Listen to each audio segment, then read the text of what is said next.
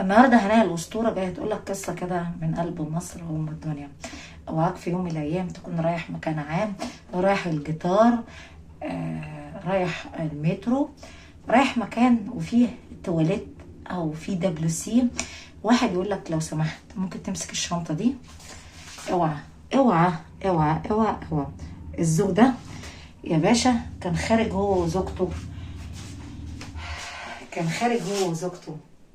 رايحين الجيتار. اوكي، للاسف قابلهم راجل قال لهم ممكن تمسك الشنطه دي. افهم بس القصه ايه اللي حصل فيها.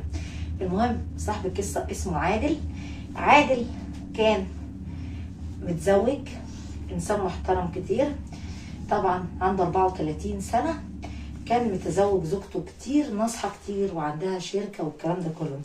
هم ما بيحبوا يركبوا السياره في المكان اللي هم رايحين فيه ده، في زحمه كتير، فالجيتار ممكن يوصلنا. في فرنسا واوروبا الناس كتير مرتاحه ماديا، ما فقراء، بس بيفضلوا الجيتار اسرع من الطريق اللي هم هيخشوه دوت.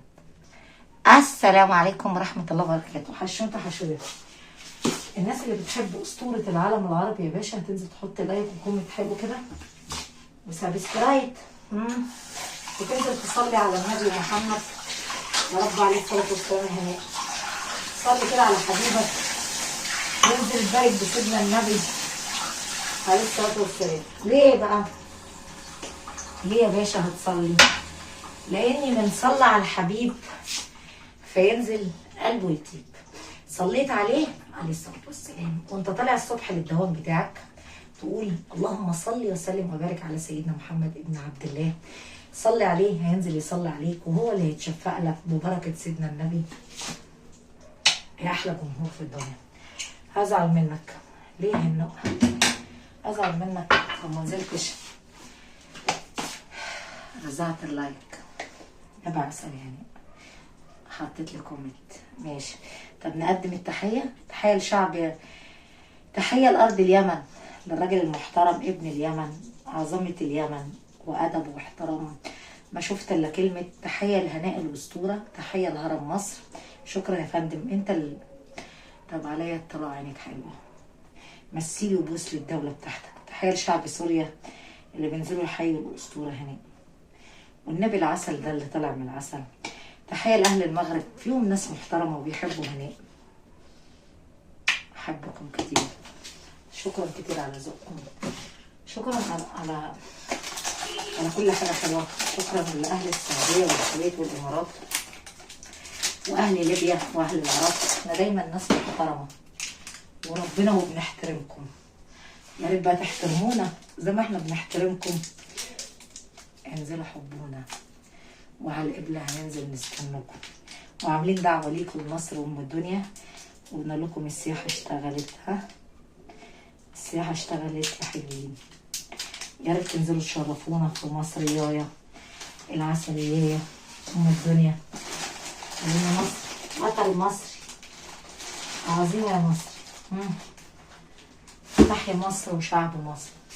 انزل انت بقى قلد هناله والنبي. هنا انا عمري شفتك شربت في كوبايه. انا هقول لك ليه. لان انا عملت كميه 2، واحده شربتها في الصاله كنت بشتغل، قلت كفايه يعني ايه معدل ده. يعني انا بدل ما احط مثلا حطيت 1.5 بن على ديت، وخدت واحد في الصاله وانزل اشرب واحد هنا. ليه؟ عشان ما نعملش الكميه كلها كده. احنا قسمنا الكوبايه اللي احنا بنشربها، فهمتوا؟ اهي. قول لي وربنا بحبك يا هناء وربنا بعشقك والراجل، وبعشق الناس المحترمه اللي نزلت قدرتني.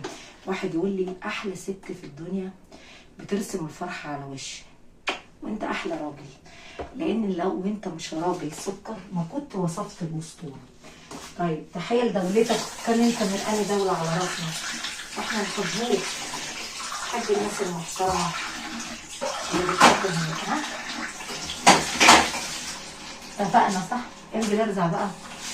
نسيت اقول لك قبل ما ترزع اللايك عشان ما تخسرنيش. طيب انا هناء مش عايزه اخسرك عشان بحبك والناس بتحبك في قلبي. هتنزل بس ترزع لايك وكومنت. تصدق نفسي اجيب كرسي اقعد عليه، والله العظيم ما بهزر. تصدق الحاجه الوحيده اللي مش عندي اقعد عليه هو كرسي. ممكن اجيب لي كرسي شيك خشب كده واكتب عليه الهرم. هرم مصر الرابع.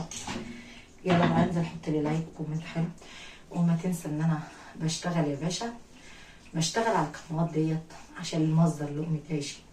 والعسل الاهلي اللي قدامك المصري ده بيقول لك انا شوكولاتات عسليات عند مصر ام الدنيا. انزل ارزع لايك كومنت حلو وسبسكرايب، بحبكم كتير. المهم يا حلوين، نسيت اقول لكم انا قفلت الجوال لمده ساعه، البطاريه خلصت، كان عندي مكالمه ضروري كان لازم اتكلم في الجوال. ممكن نسالك سؤال يا هناء؟ اسال.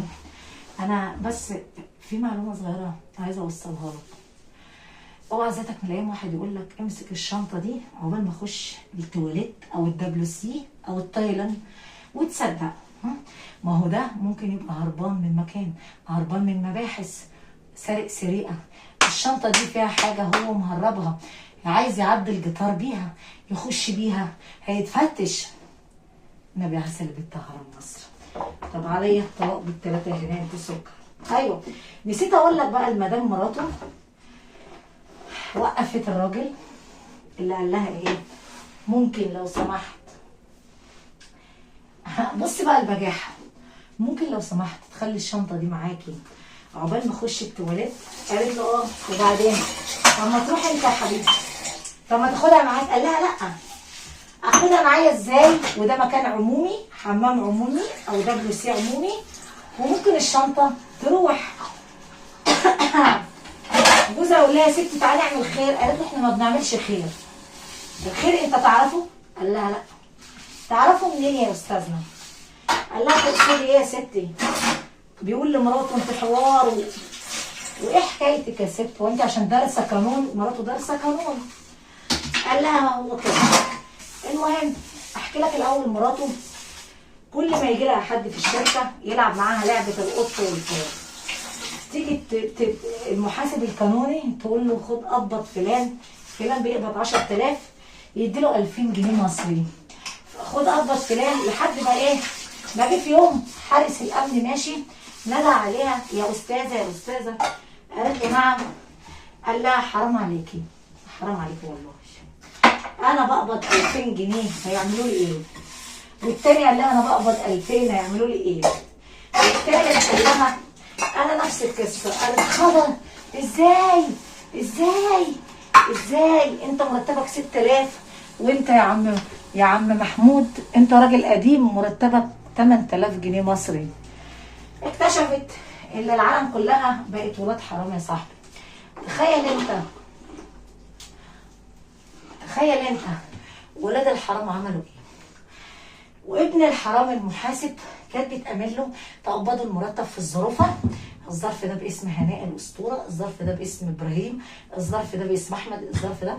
قبض الناس لو سمحت في ميعادهم يوم 1 في الشهر، كل واحد عليه التزامات. اكتشفت ان الناس بقى لهم 5 شهور كل واحد بيقبض 2000 جنيه، واللي كان بيقبض 8 بيقبض 3، وهكذلك. 50 واحد كان بيسرق منهم الاموال. طب لو انت مكانها خلاص بقى، قدمت فيه شكوى وابتدت ترفع عليه قضيه عشان تحبسه يا باشا، ورفدته وحبسته وبلغت الشرطه، والكاميرات جايبه المبالغ اللي اتقبضت ماشي، والناس شهدت بكل الكلام ده. واصبح يا باشا ان هو لبس في العمه. هو كل حرامي كده، لا افهم، كل حرامي يا باشا بيقع في شر ايه؟ بيقع في شر اعماله. شفت بقى، انا اللي زرعته هنزل الاقيه، عارف، واللي طبخته في حياتي هلاقيه. عشان كده بقول لك كل حرامي. المهم بقى خلينا في الحرامي بتاع الجيتار. قالت له اسمع يا استاذ، عايز تدينا حاجتك؟ قال لها اه. قالت له ليه شرط؟ انا هفتح الكاميرا دلوقتي، انا هفتح الكام وهتعترف وتقول انا فلان الفلان، الشنطه دي بتاعتي وما فيهاش حاجه غاليه وما فيها اي حاجه ممنوعه، تقدمنا للمحاكمه للشرطه والقانون بلدنا. هتقول كده ماشي، لا اما تفتح الشنطه وتورينا كل اللي فيها، عشان نصدق، وهجيب الكاميرا اعمل لك فيديو بدل ما ترمي بلانه على ترمي بلانه وتقول كان فيها مليون، فيها فلوس، فيها اموال. لا اما يا شاطر المباحث تقبض علينا احنا وانت تكون هربان او سارق سرقه. قال لها ايه يا شيخه؟ ايه انت محاميه؟ قالت له اه يا شاطر محاميه وعارفه الهلاعات كويس. عرفت يلا؟ عرفت يلا؟ احنا ما حد يضحك علينا ابدا، وانت خسرت كتير انك وقعت في ايدينا. الصياعه دي هنا، ايوه هي الصياعه ابدا.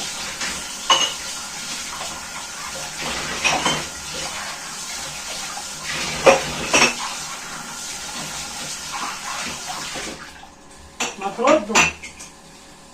هي الصياعه ادب يا باشا، مش هز كتاب.